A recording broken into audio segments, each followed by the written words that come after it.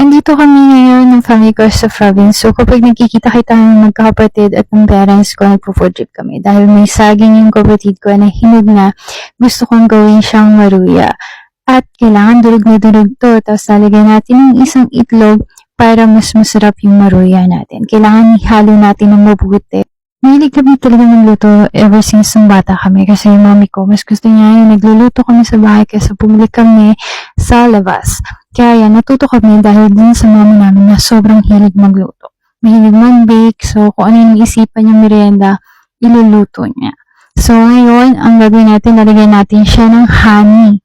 Kung may sugar kayo, pwede din dahil merong honey dito at yun ang available, yun ang ilalagay natin. At lalagyan natin siya ng 2 kutsarang harina. Nasa inyo kung gaano karami ang gusto nyo harina ilagay, pero sa akin gusto ko kasi yung malambot-lambot siya na hindi siya masyadong matigas. Kasi pag nasobrahan ng harina, medyo titigas siya.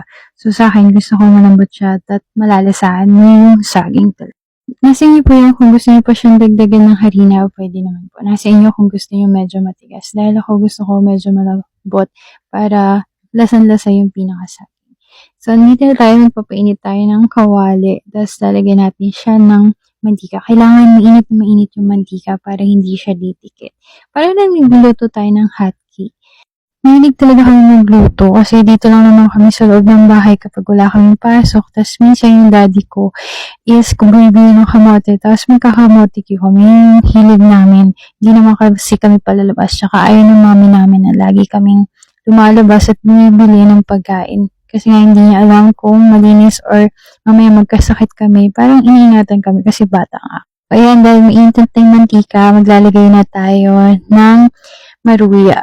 So, nasa inyo yan kung gaano kalaki. Sa akin, maliliit lang. Kung gusto niyo malaki yung parang hotcake, nasa inyo yan. Kasi sa akin, sobrang lambot yan. Kailangan maliliit lang para maluluto at di malulus. Hintayin na lang natin yan na maluto. Parang golden brown. Para lang din siya, talaga siyang hotcake. Masapoy niya nasa medium heat lang siya para hindi siya masyadong masunog. Pwede naman yung nasa low kung gusto niyo talaga na lutong-luto siya pero sa akin medium para at least mabilis siya maluto. Nilalagyan ko lahat para punong-puno. Sayang kasi, diba? Sayang space. So, kapag yan, initan niyo sa 4 lang nilagay ko, i-flip na natin para yung kabilang side naman yung maluto. Para lang talaga siyang hot cake. Pagkakaiba nga lang is meron siyang saging. So, ayan, luto na siya. So, nabaliktad na natin yung iba. Tapos, hintayin na lang natin maluto yung kabilang side. Tapos, after nyan, pwede na natin siya kainin. So, para siyang hot cake. So, sandali na naman ito maluto. Ayan, luto na siya. So, ready na natin siyang kainin.